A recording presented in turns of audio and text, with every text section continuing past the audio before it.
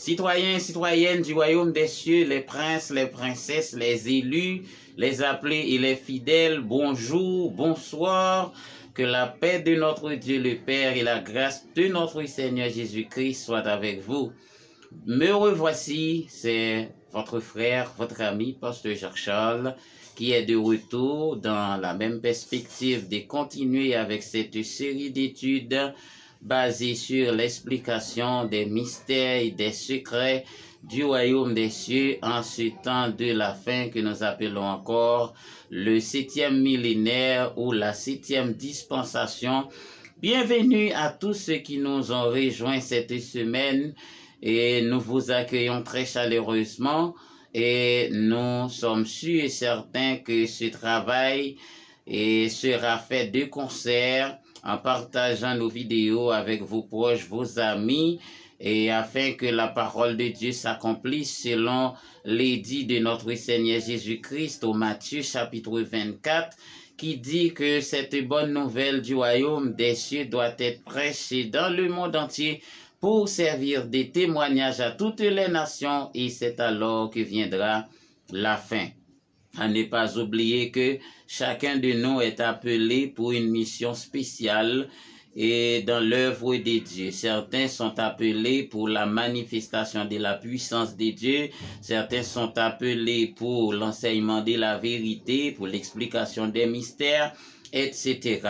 Donc, que chacun de nous fasse son travail et accomplisse la mission pour laquelle, eh bien, nous avons tous été appelés en Jésus-Christ notre Seigneur. Béni soit l'Éternel, mon rocher, ma forteresse, mon appui, mon libérateur, celui qui ne nous a pas livrés en proie aux dents de nos adversaires. Le filet s'est rompu et nous nous sommes échappés. Alléluia, gloire à Jésus, gloire à Dieu. Alors, la semaine dernière, on était en train de parler de la Trinité tout au long de cette semaine. Donc, la Trinité qui est en tout le système de la justice de Dieu, puisque nous sommes dans la fin des temps. Donc, on en a discuté, on en a parlé, expliqué beaucoup de mystères à propos de la Trinité qui est le système de la justice de Dieu. Alors, bien entendu, et parmi les derniers points qu'on a traités, on a parlé de la Trinité dans l'explication des songes. Et c'est ce qu'on a vu avec Joseph dans l'incarcération en Égypte avec deux autres prisonniers venant de la maison du roi Pharaon.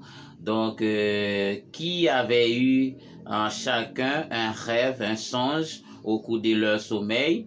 Et ils les ont expliqués à Joseph et par la suite, Joseph allait leur donner des explications appropriées comme celui des échansons et l'autre des panetiers, comme je l'ai déjà expliqué. Mais aujourd'hui, on va revenir d'une façon pour être plus explicite par rapport aux explications qu'on a données.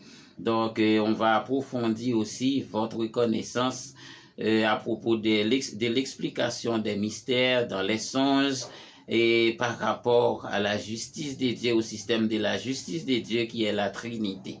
Donc, revenons dans Genèse chapitre 40 et nous lisons les versets suivants et nous allons commencer au verset 10.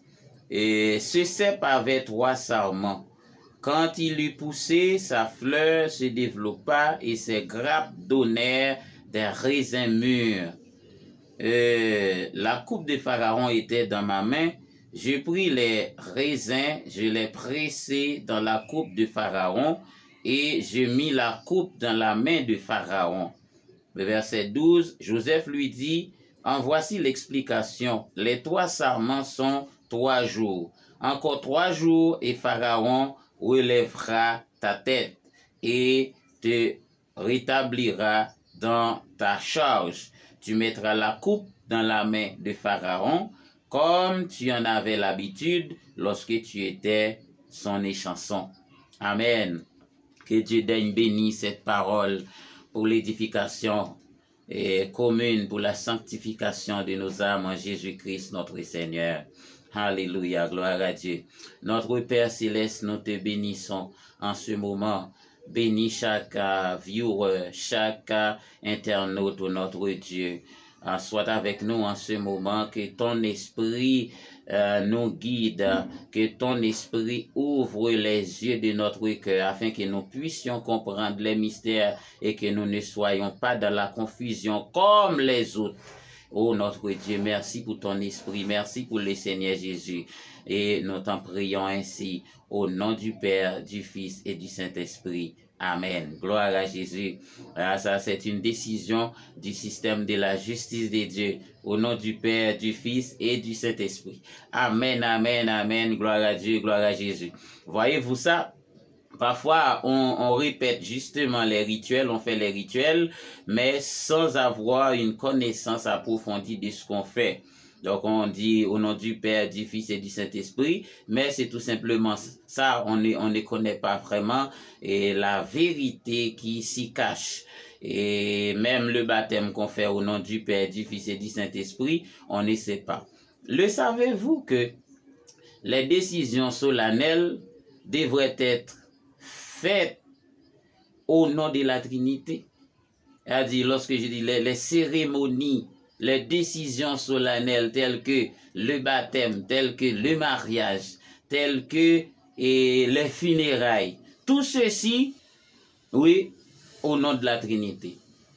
Le mariage au nom du Père, du Fils et du Saint-Esprit, que l'on bénit les couples. Et le funérailles aussi, et on donne la bénédiction au nom du Père, du Fils et du Saint-Esprit. Et le baptême également au nom du Père, du Fils et du Saint-Esprit. Toutes les décisions solennelles sont réglées par le tribunal de la justice de Dieu qui est la Trinité. Alors, ça c'est un point marquant, c'est une connaissance que je partage avec vous, que ce soit des leaders ou bien des gens qui nous suivent par curiosité. Donc c'est une connaissance en plus pour vous et que Dieu daigne vous bénir au nom de Jésus-Christ notre Seigneur. Ce qu'on a remarqué et qui va faire l'essentiel de notre étude aujourd'hui, c'est en fait le songe. En effet, le songe, dans un songe, eh bien, on peut se sentir bien et on peut être aussi déprimé après avoir eu un mauvais songe.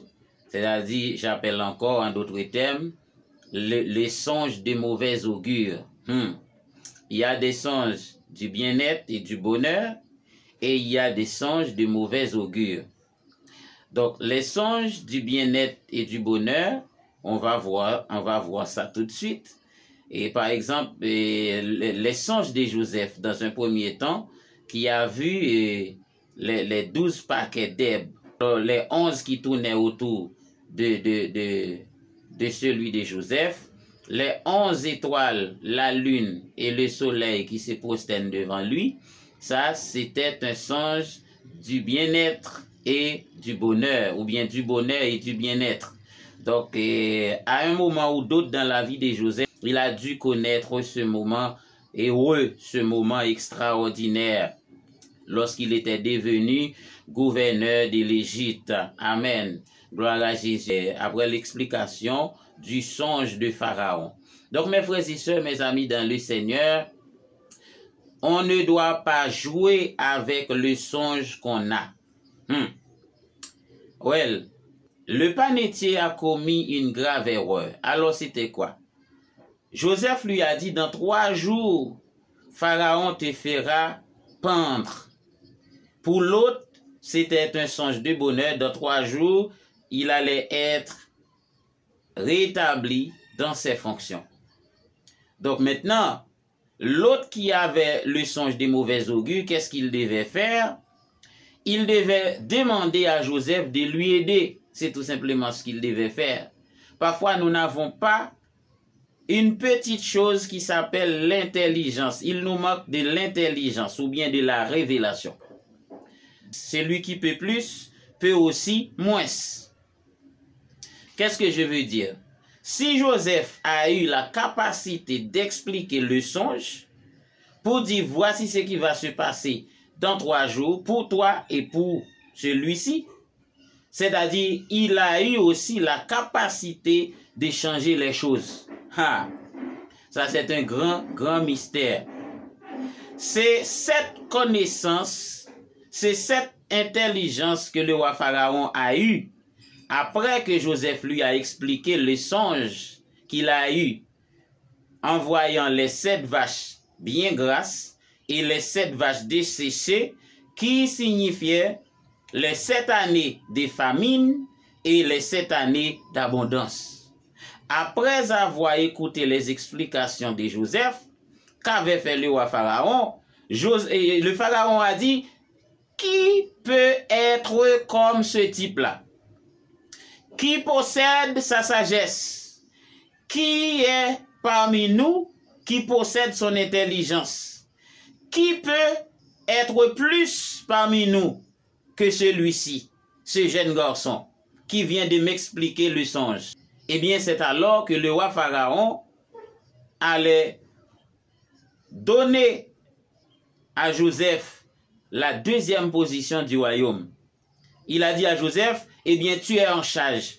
Puisque c'est toi qui trouves la révélation, puisque c'est toi qui es capable de déceler les mystères et ses secrets, puisque c'est toi qui as le code secret de ce songe, maintenant tu es la personne la plus élevée de mon royaume après moi. Et aussi, tu es la personne la plus sage de mon royaume. Et ainsi, tu as la capacité pour gérer cette situation.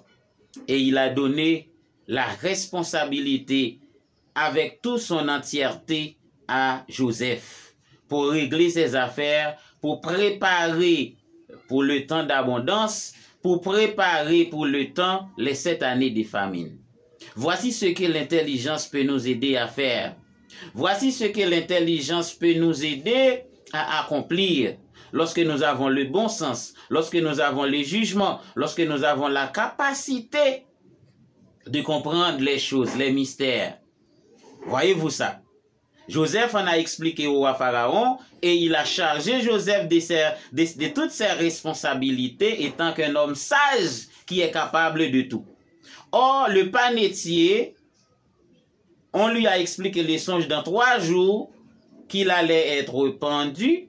Eh bien, qu'est-ce qui s'est passé? J'ai l'impression, depuis à ce moment-là, il commençait à pleurer ou bien à injurier Joseph. Non, tu n'as pas vu, tu n'as pas bien compris, donc peut-être que tu as fait une erreur dans l'interprétation, quelque chose. Quand même, j'ai l'impression qu'il a pu trouver des excuses, soit pour écarter les explications de Joseph, pour se donner une raison, ou bien pour se nourrir d'espoir. Mais il n'avait pas eu cette connaissance que Pharaon avait eue pour confier à Joseph la mission. Le panetier devrait confier à Joseph la mission, la charge, afin de ne pas être exécuté. Parce que s'il pouvait expliquer le songe, pour dire dans 3 jours Pharaon va te faire pendre, eh bien, mon Seigneur, parfois il nous manque aussi d'humilité. C'est une affaire, l'homme manque d'humilité. S'il avait eu assez d'humilité pour dire à Joseph, mon Seigneur, puisque tu as la faveur de Dieu, puisque tu as la grâce de Dieu, puisque tu as le code secret de la part de Dieu pour m'expliquer le songe, eh bien en même temps, je crois qu'avec toi, ma vie pourrait être épargnée. Oui, Dieu peut changer les choses. Ton Dieu, prie ton Dieu pour moi, afin qu'il change ce destin maléfique. Prie Dieu pour moi afin que cela soit changé en bien. C'est ce qu'il devait dire à Joseph. Mais malheureusement, tout s'est passé comme prévu, comme a dit Joseph dans les explications. Mais regardez, pour le roi Pharaon, c'est différent. Donc ça, c'est une sagesse extraordinaire que je partage avec vous. Mais maintenant, nous allons entrer d'emblée dans la question des songes. Tout le monde a des songes à un moment donné de sa vie. Mais qui comprend les songes? Qui peut les interpréter? Parfois, nous sommes détruits par notre ignorance. Elle a dit, dans un songe, on a les informations sur l'avenir. C'est une façon à ce que nous prenons connaissance de l'avenir. Les songes, ce ne sont que des avertissements de notre vie. Ce sont des panneaux de signalisation sur la route de la vie. Amen. Gloire à Jésus. Cette révélation est très puissante. Je la reprends. Donc, les songes sont des panneaux de signalisation sur la route de la vie. C'est-à-dire, en ayant un ou bien des songes, cela veut dire que voici les choses qui sont planifiées pour notre vie. Parfois, ce sont des choses de bonheur, de bonnes choses. Mais parfois, ce sont des choses de malheur, de mauvais augure. Quand cela vient de Dieu, dans le plan de Dieu, eh bien, ce sont des bonnes choses. Ce sont des songes du bien-être et du bonheur. Mais quand l'ennemi joue son petit jeu, quand l'ennemi entre dans le jeu, eh bien, ce sont des songes de mauvais augure. Elle a dit pour vous détruire. Mais parfois, nous acceptons la proposition de l'ennemi qui veut nous détruire à travers les songes. Parce que l'image qu'il envoie dans votre système, c'est une image pour vous ruiner, pour vous détruire, qui va vous porter à être dominé tout au long de votre vie. Mais si vous ne savez pas comment les effacer, si vous ne savez pas comment les éliminer, si vous ne savez pas comment les repousser, les révoquer, eh bien cela va accomplir dans votre vie. Nombreux d'entre nous, nous sommes victimes, que ce soit dans notre famille, dans notre mariage, dans notre relation personnelle, ou bien avec les autres, dans notre carrière. Oui, cela arrive, mais très souvent. À cause de notre ignorance, nous ne comprenons pas l'interprétation, comment interpréter les songes. Alors, ce domaine-là que je viens d'aborder, ça va nous prendre beaucoup de temps pour vous expliquer les choses en détail afin que cela ne soit pas obscur pour vous. Parce que ça peut vous mettre en confusion parce que c'est vraiment complexe. Est-ce que vous savez qu'il y a 3 voies de communication spirituelle? C'est un grand mystère. Les 3 voies de communication spirituelle. Elle a dit il y a 3 façons que les messages spirituels arrivent vers vous. Premièrement, les messages spirituels arrivent à travers votre esprit. Il arrive à travers votre âme et il arrive à travers votre corps. Pour les messages qui arrivent à travers votre esprit, ils s'appellent les visions. Amen.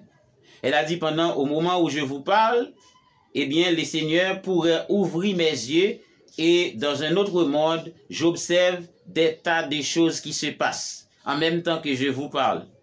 Mais c'est difficile pour vous d'observer ces choses parce que vous n'êtes pas dans la vision. Mais pourtant, en même temps que je parle avec vous, je participe dans d'autres scènes spirituelles. Ça s'appelle la vision et cela vient de l'esprit. Et bientôt, je vais vous en donner des explications approfondies, que ce soit dans la Bible. Parce que tous les hommes de Dieu avaient eu des visions. Abraham en avait. Et Jacob en avait eu. Joseph en avait eu. Daniel en avait eu. Même des hommes qu'on disqualifiait. C'est-à-dire qui ne pouvaient pas vraiment être représentés comme des serviteurs de Dieu parce qu'ils étaient dans d'autres nations, comme le roi Nebuchadnezzar. Il a eu des visions au temps de Daniel. Le roi Pharaon a eu des songes, et pourtant le roi Nebuchadnezzar avait eu des songes, des visions. Donc mes amis, mes frères et sœurs, dans le Seigneur, la vision vient de notre esprit, la vision de notre esprit, et si vous lisez dans la Bible, je peux vous donner les versets. De part et d'autre, vous allez trouver, eh bien, ce qu'on appelle la vision ou bien les visions. Laisse-moi partager ceci avec vous. La vision d'Abraham, allez lire vous-même dans la parole de Dieu. Genèse chapitre 15, le verset 1. Il y a aussi la vision de Jacob. Genèse chapitre 4, le verset 13 à 16. Il y a aussi la vision de... deuxième vision de Jacob. Genèse 46, le verset 2. Il y a aussi la vision de Moïse. C'est selon Exode 3, le verset 2 à 3. Les buissons en feu. C'était une vision. Il y a aussi la vision de Samuel. Selon 1 Samuel 3, le verset 2 à 15. Il y a la vision d'Ézéchiel, ou bien les visions d'Ézéchiel, parce qu'il l'avait eu beaucoup. Ok? Donc, Ézéchiel chapitre 1, le verset 4 à 14. Ézéchiel chapitre 11, le verset 24 à 25. Ézéchiel chapitre 37, le verset 1 à 10. Ce sont les visions que le prophète Ézéchiel en avait eues. Et lorsque nous parlons des songes, nous parlons des songes du roi Pharaon. Regardez dans Genèse 41, le verset 1 à 7. 1 roi, le verset 3, un roi chapitre 3, le verset 4 à 15. Ça, c'est le songe du roi Salomon. Et la vision de Daniel 4, le verset 5. Regardez la vision d'Amos, dans Amos 7, le verset 1 à 9. Regardez aussi d'autres visions dans le chapitre 8, le verset 1 à 6. Regardez la vision de Zacharie, dans Zacharie 6, le verset 1. Regardez le songe de Joseph, Matthieu chapitre 2, le verset 13. Et la vision de l'apôtre Paul dans Actes 16, le verset 9. Ça, c'est très peu de ce qu'il y en a. C'est-à-dire tous les serviteurs de Dieu, que ce soit de l'Ancien Testament ou du Nouveau Testament, ils avaient eu des visions. Et comme nous venons de le dire, la vision vient de l'esprit. C'est la plus haute dimension de la communication spirituelle. Waouh, waouh, waouh. La vision, c'est la plus haute dimension de la communication spirituelle. Et cela vient de l'esprit. Deuxièmement, les songes, c'est-à-dire quand on rêve, c'est l'âme qui rêve. Qui pourrait comprendre ces mystères, sinon que l'Esprit de Dieu? Qui pourrait avoir ces connaissances, sinon que l'Esprit de Dieu? L'homme n'est rien. Nous ne sommes absolument rien. C'est seulement par la grâce que nous sommes tout en Dieu, que nous pouvons expliquer des choses de Dieu, que nous pouvons parler de Dieu, que nous pouvons dire ceci et faire cela. Tout est venu par la grâce de notre Seigneur Jésus-Christ. Amen. Que ton nom soit béni, Seigneur. Merci pour cette révélation. Merci pour ces connaissances au nom de Jésus. Les songes viennent de l'âme, c'est-à-dire c'est l'âme qui rêve. C'est l'esprit qui porte la vision, c'est l'âme qui rêve, et la révélation, c'est pour le corps. Extraordinaire. Les trois dimensions de la communication spirituelle, je reprends. Il y a la vision qui est de l'esprit. Elle a dit c'est l'esprit qui reçoit la vision. L'âme qui rêve, c'est-à-dire le rêve ou bien le songe vient de l'âme. Et troisièmement, la révélation vient du corps. C'est-à-dire la révélation est pour le corps, le songe est pour l'âme, la vision est pour l'esprit. Donc c'est clair pour tout le monde.